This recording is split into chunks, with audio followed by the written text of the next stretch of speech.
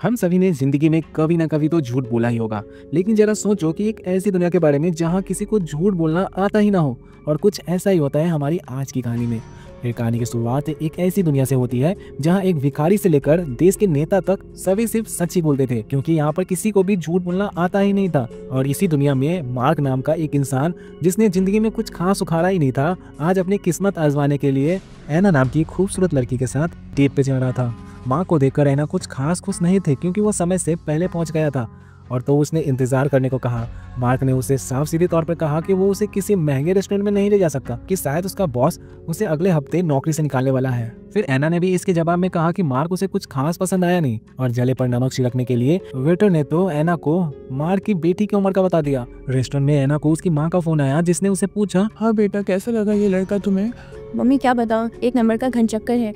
ये तो मोटा कहीं का मुझे तो डेट पे ले आया सस्ते से रेस्टोरेंट में।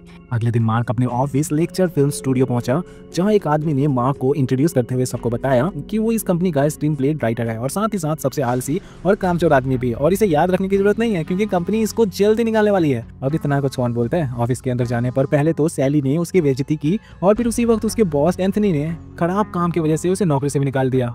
मार्क इन चीजों से उभर पाता, लेकिन उससे पहले ही उसे एना का ईमेल मिला, जिसमें उसने लिखा था, वैसे तो तुम बहुत अच्छी हो, पर तुम थोड़ा मोटे और गरीब हो, तो मैं नहीं चाहती कि मेरे बच्चे भी मोटे और गरीब हो, तो यू आर रिजेक्टेड।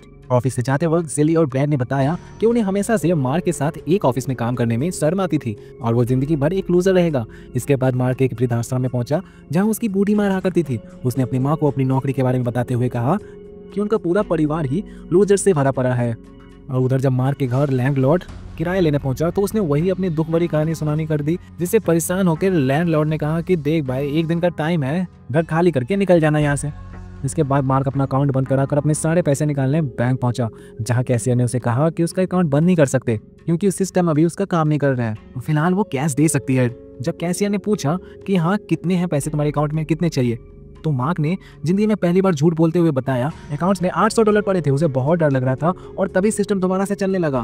फिर कैशियर ने जब चेक किया तो उसके अकाउंट में सिर्फ $300 था, क्योंकि इस दुनिया में कोई झूठ बोल ही नहीं सकता। तो कैशियर ने मार्क की बात पर विश्वास करके उसे $800 दे दिए, और सोचने लगा कि शायद सिस्टम में कोई खराबी होगी। मार्क वहां से हैरान होकर वापस अपने घर पहुंचा, जहां उसने सबसे पहले घर आकर अपना रेंट भरा। फिर वो शाम को अपने दोस्तों के पास जाकर अपनी नई शक्तियों के बारे में बताने लगा, लेकिन उनकी भाषा में झूठ को बताने के लिए कोई वर्ड ही नहीं था। तो ना तो मार्क उसे समझा पाया और ना वो समझ पाया। मार्क बार बार अपना नाम बदलता, और हर बार उसका दोस्त उसे सच मान लेता। इसके बाद मार्क अपने दोस्त के साथ कैसीनो पहुंचा, जहां उसने 28 नंबर पर बाजी लगा दी, लेकिन बॉल 35 नंबर पर आके रुकी। फिर मार्क ने सबका ध्यान भटकाकर अपने 28 नंबर को जिता दिया, और ताकि उस पर किसी को शक न हो तो उसने कह दिया तो 28 ही तो आया था, और बाकी सब ने तुरंत उस पर भरोसा कर लिया। इसके बाद उसने एक के बाद एक बाजी खेली और हर बार जीतता चला गया। आखिर में वो वहां से बहुत सारे पैसे लेकर निकला। अब जब मार्क झूठ बोलना सीख चुका था, तो उसने काफी लोगों की मदद भी की, और एक दिन उसने एना को फोन करके उससे एक और मौका मांगा। उसने एना को विश्वास दिलाया कि वो पूरी तरह से बदल चुका है। उसकी यह बात सुनकर एना ने उसे एक और मौका देने का फैसला किया। मार्क ने टीवी पर देखा कि न्यूज में ब्रैड की लिखी हुई चीजों की तारीफ हो रही थी। इसके बाद उसे एक आइडिया आया, और उसने एक कागज उठाया और एक कहानी लिखनी शुरू की। और फिर मार्क ने उसे कॉफी में डुबाया, ताकि वो थोड़ा पुराना लगे। और अगले दिन वो लेक्चर फिल्म के ऑफिस में अपने बॉस से मिलने पहुंचा। उसने अपने बॉस एंथनी से कहा कि उसे रेगिस्तान में कुछ पुराने कागजात मिले हैं, जिसके अंदर एक स्पेसशिप के क्रैश होने की पूरी कहानी लिखी थी। और ये सुनकर एंथनी ने दफ्तर में काम करने वाले सभी लोगों को बुलाया और मार्क की बात को ध्यान से सुनने को कहा।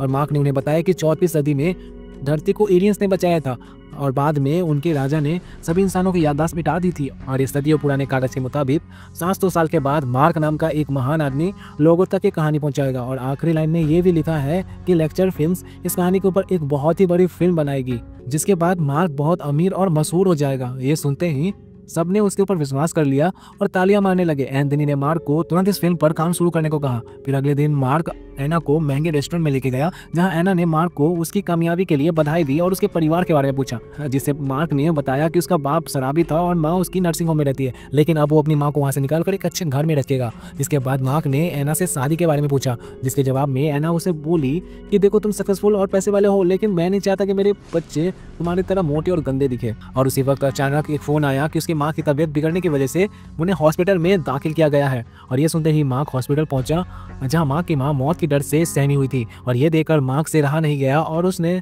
दिल हल्का करने के लिए झूठ बोल दिया कि मरने के बाद सब कुछ बहुत बढ़िया हो जाएगा मम्मी, चेहरे की सारी झुर्रियाँ चली जाएगी, तुम जवान हो जाओगी। मार्क की सारी बातें वहाँ खड़े डॉक्टर्स भी सुन रहे थे। अगले दिन जब वो घर पहुंचा तो उसके घर के बाहर भीड़ लगी हुई थी।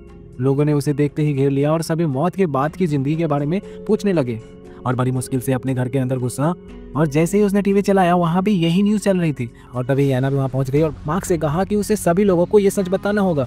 इसके बाद मार्क ने बाहर आकर सबको बताया कि आसमान में एक बहुत ताकतवर आदमी रहता है जो मरने के बाद सबको एक बंगला, गाड़ी, नौकर और उसके रिश्तेदारों को तेल में तलता है। और ये सुनकर एक औरत ने उसे पूछा कि ये सारी बातें तुम्हें कैसे पता। फिर मार्क ने जवाब दिया कि वो ऊपर रहता है ना, उसी ने बताया मुझे ये सब। इसके बाद ये सब हर जगह फैल गई और सभी अखबारों और न्यूज़ चैनल में मार्क की इस बातें में चर्चे थे। और कुछ दिनों बाद मार्क ने एंथनी को वो स्क्रिप्ट पकड़ाई और फिल्म बनते ही हिट हो गई। इसके बाद मार्क बहुत मशहूर और अमीर बन गया। एक शाम मार्क ने एना को बताया कि वो उससे अच्छे इंसान से कभी नहीं मिला।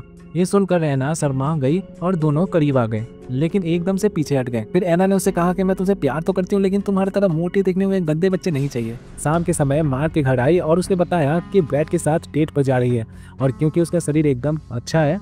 और कुछ महीनों बाद एना मार्क के घर पहुंची जहां मार्क बड़ी बड़ी दाढ़ी और बाल लेकर दरवाजा खोलने आया। फिर एना ने मार्क को साड़ी का काट पकड़ाया। काट पकड़कर बेचारी मार्क ने ब्रैड से शादी तोड़ने को कहा लेकिन एना ने उसकी एक न सुनी क्योंकि उसे लगता था कि ब्रैड के साथ उसके बच्चे अच्छे होंगे। फिर एना की शादी वाले दिन मार्क के दोस्त ने उसे उठाया और दाढ़ी सेव करने को कहा और उधर शादी के बीच अचानक मार्क ने खड़े होकर सबके सामने कहा कि एना उसके साथ ज़्यादा खुश रहेगी। मार्क आसानी से वहाँ झूठ बोल सकता था लेकिन वो झूठ बोलकर अपने प्यार को नहीं पाना चाहता था। उसने जवाब दिया कि एना को अच्छे से पता है कि उसके लिए क्या सही रहेगा। यह बोलकर वो चर्च से जाने लगा कि तभी एना ने उसे रोककर उस आदमी से पूछने को कहा, जिस पर एक टूटे हुए मार्क ने कहा कि ये तो सिर्फ एक कहानी थी उसकी माँ का दर्द कम करने के लिए। इसके बाद एना ने उसे पूछा कि फिर उसने शादी के लिए झूठ क्यों नहीं कहा। और फिर मार्क ने एना से कहा कि उसे तहे दिल से प्यार करता है और वो चाहता है कि एना भी उसे बिना किसी फरेब के चाहे। उसकी ये बात सुनकर एना भावुक हो गई। बेसिकली इन दोनों की सेटिंग हो ही गई। तो वीडियो कैसा लगा मुझे कमेंट करके जरूर बताएं और इस वीडियो को लाइक करके चैनल को सब्सक्राइब जरूर करें। Thank you for watching.